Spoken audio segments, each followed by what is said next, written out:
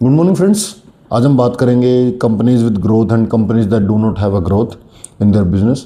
तो जैसे हम बात करते हैं सबसे पहले कुछ कंपनीज जिनमें ऐसे जिनका ग्रोथ तो बिल्कुल गायब ही हो गया ना, जैसे रिलैक्सो हो गया यार, स्टॉप हो गया, या फिर ये डेल्टा कॉर्प हो गया, और भी दो चार कंपनीज हैं जिनका मतलब बिल्कुल ही गायब हो गया ना। 1% 2% या सिंगल डिजिट का ग्रोथ आ रहा है। और अगर वो कंपनीज आपने लेके भी रखा है तो लोग बेच नहीं रहे हैं कि ये जब अपना जहाँ पे हमने खरीदा था वहाँ पे आएगा तब बेचूंगा ना, पर ऐसा होता नहीं है। जब भी नया लोग आता है, जो स्मार्ट लोगों की बात कर रहा हूँ मैं, जब भी वो पैसा डालता है या फिर जब भी वो कोई कंपनी देखता है तो वो कहाँ देखता है कि जिस कंपनी का ग्रोथ अच्छा हो, जिस कंपनी में उसको ये लगे कि ये कंपनी यहाँ से और आगे जा सकता है, वहीं पे पैसा डालता है। और वो कंपनीज तो पीछे ही जाता जा रहा है ना, पीछे ही जाता जा रहा है। जो उनका ग्रोथ है वो भी कम है, तो मार्केट शेयर उनका अगर 2-4% कुछ है कम, तो वो भी कम ही होता जा रहा है। या फिर उनका प्रोडक्ट ही ऐसा है कि वो 100 रुपये 150 रुपये का कुछ बना रहे हैं, उसमें से 80-90 रुपये उनके लग जा रहे हैं, तो मार्जिन ही बहुत कम है उनका, जिससे उनमें जिससे वो एवरेज सेलिंग प्राइस भी नहीं बढ़ा पा रहे, क्योंकि चीप प्रोडक्ट बना रहे हैं, वो प्रीमियम प्रोडक्ट ही नहीं है उनका।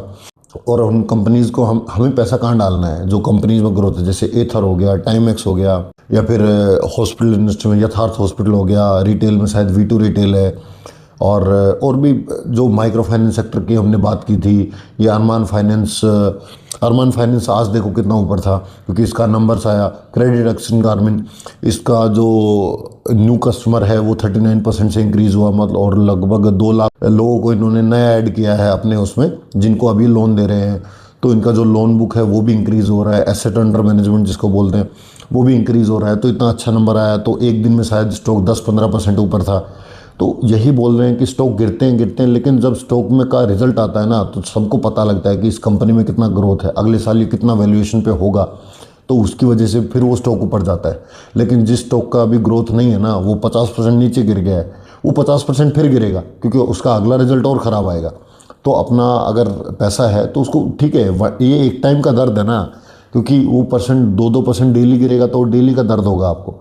लेकिन अगर आपने उस स्टॉक को बेच के किसी हाई ग्रोथ कंपनी में लगा दिया तो आपको वो महसूस नहीं होगा। एक टाइम का पेन होगा कि हाँ 20-25% का नुकसान में चला गया कंपनी, लेकिन अगर वो बेच के आप किसी हाई ग्रोथ कंपनी में लगाओगे तो आपको महसूस भी होगा, आपको एक रीज़न भी पता लगेगा कि मैंने इस कंपनी में क्यों पैसा डाला। अब जैसे कुछ कंपनीज वैसे भी गिरी हैं, लेकिन जैसे यथार्थ हॉस्पिटल हो गया, उसका नंबर बहुत तगड़ा है, और अभी Q3 का रिजल्ट करो, उसका एग्जीक्यूशन भी आने वाला है कि उन्होंने जो अपना नया हॉस्पिटल लिया है, ये आगरा वाला और उधर वाला, तो उसका बेड कैपेसिटी कितना है, और जो उनका कैपेसिटी है वो किस रेट पे ऑक्यूपेंसी है वो किस रेट से चल रहा है।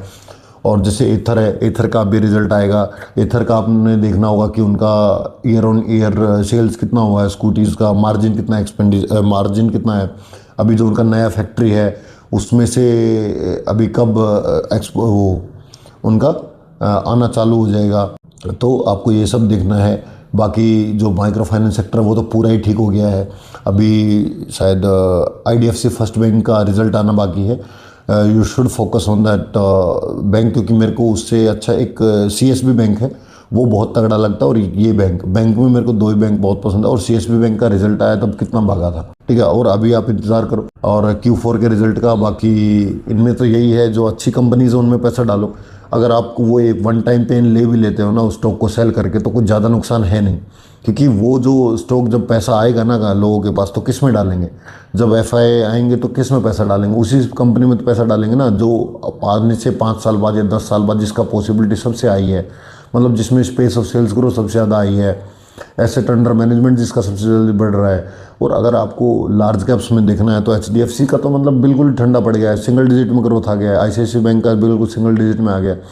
तो आप वहाँ पे देखो टाटा कैपिटल को, हाँ वो कह सकते हो कि वो बैंक है और वो NBFC है, बट स्टिल उन्होंने कहा कि हम एसेट अंडर मैनेजमेंट 3 साल में डबल कर देंगे। अभी कितना शायद 2-2.5 लाख करोड़ के आसपास है, क्योंकि उन्होंने जो इंश्योरेंस था उनका टाटा मोटर्स का, उन्होंने वो टाटा कैपिटल के अंडर ले लिया है, क्योंकि उन्होंने बोला कि हम टाटा मोटर्स में हमको ये मैनेजमेंट नहीं आ रहा है इंश्योरेंस वाला, तो टाटा कैपिटल के अंडर आ गया। अभी 2.5 लाख करोड़ के आसपास है, तो उन्होंने बोला कि 2029 तक हम इसको कर देंगे 5 लाख करोड़ के आसपास, लगभग डबल।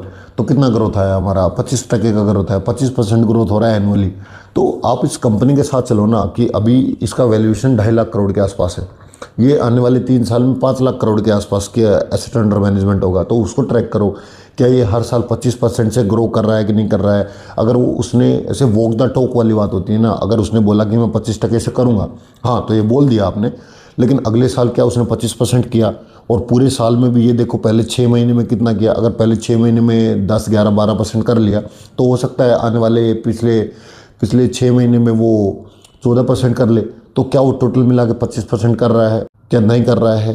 क्या उसने 25% से ज़्यादा किया, वॉक द टॉक किया कि नहीं किया, जो बोला वो किया कि नहीं किया?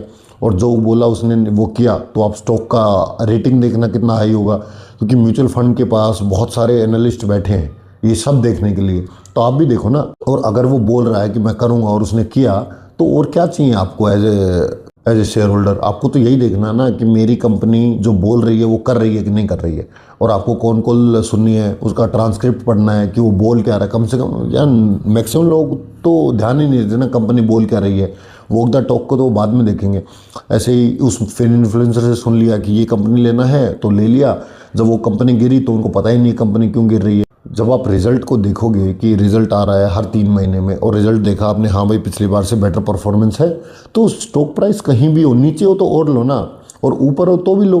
उससे फ़र्क क्या पड़ता है कि इसमें इनसाइडर ट्रेडिंग हो गया 5%, 10%। जब वो स्टॉक 250 रुपये से 1000 जाएगा आने वाले 5 सालों में, तो आप ये देखोगे कि अब मैंने 230 पे लिया था, 220 पे लिया था, 260 पे लिया था। वो तब तो वो बात नहीं आएगी जब लोग ऐसा स्क्रीनर खोल के बैठ जाते हैं कि हाँ 5 साल में ऐसा ऐसा हुआ है, 5 साल में स्टॉक 5 गुना हुआ, 10 गुना हुआ। लेकिन वो ऐसा एवरीडे उन्होंने नहीं जिया ना कि एवरीडे उसका स्टॉक प्राइस क्या था। तब तो अब तो आप 5 साल का जर्नी देख रहे हो, लेकिन अब आने वाले 5 साल के लिए आप हर दिन का चार्ट देख रहे हो। वो क्यों कर रहे हो? और that is the biggest mistake you can ever make. तो आपको जब एक वेल्थ बिल्डिंग में जाना है तो उसमें ऐसे जाना है कि आप अपने आप को इम्प्रूव कर पाओ, जो हेल्थ वाइज और अदरवाइज, और अपने कंपनीज़ को ट्रैक करो, हाई ग्रोथ कंपनीज़ में इन्वेस्ट करो। अगर आपके पास ऐसा कोई कंपनी है जो सिंगल डिजिट में ग्रोथ कर रहा है या अपना मार्केट शेयर लूज़ कर रहा है, तो उसमें अपना प्रॉफिट है या लॉस है वो बुक करके उन कंपनीज़ में डालो ना, जो अपने सेक्टर में इंप्रूव कर रहा है, जो अपने सेक्टर में बेटर प्रोडक्ट दे रहा है, जो अपने सेक्टर में प्रीमियम प्रोडक्ट दे रहा है, जिसके ऊपर वो हाई मार्जिन कर रहा है, जिसके ऊपर वो एवरेज सेलिंग प्राइस इंक्रीज़ कर पा रहा है। कि अगर कोई पहले 5 रुपये का कोई चीज़ बेचता था, अब उसको 7 रुपये में बेच पा रहा है, और उसको खरीदने वाले लोग कम नहीं हो रहे हैं। तो और क्या चाहिए आपको? यही तो है ना बेस्ट कंपनी, कि जो अपना एवरेज सेलिंग प्राइस को इंक्रीज़ कर पा रही है, और जो अपना नंबर ऑफ कस्टमर है उसको इंक्रीज़ कर पा रही है, जो सेटिस्फेक्शन है कस्टमर के अंदर वो भी अच्छा है। ये आपको V2 रिटेल में देखने को मिलेगा। और क्योंकि आपको यही मेन चीज़ देखना है कि कंपनी क्या कर रहा है, बस। ये स्टॉक प्राइस अपने आप को इसके झंझट में मत डालो, क्योंकि पैसा बनेगा ही नहीं। तो अभी तो मार्केट गिर रहा है, लेकिन हमेशा तो गिरेगा नहीं। ट्रंप हमेशा तो प्रेसिडेंट रहेगा नहीं, जो टैरिफ है वो हमेशा तो लगेगा नहीं। एक जियोपॉलिटिकल सिचुएशन है, it changes every month, every week. So वही आपको देखना है कि आप उस चीज़ के ऊपर फॉलो अप कर रहे हैं कि नहीं कर रहे हैं। बाकी मेरी तरफ से इतना ही है। Thank you guys.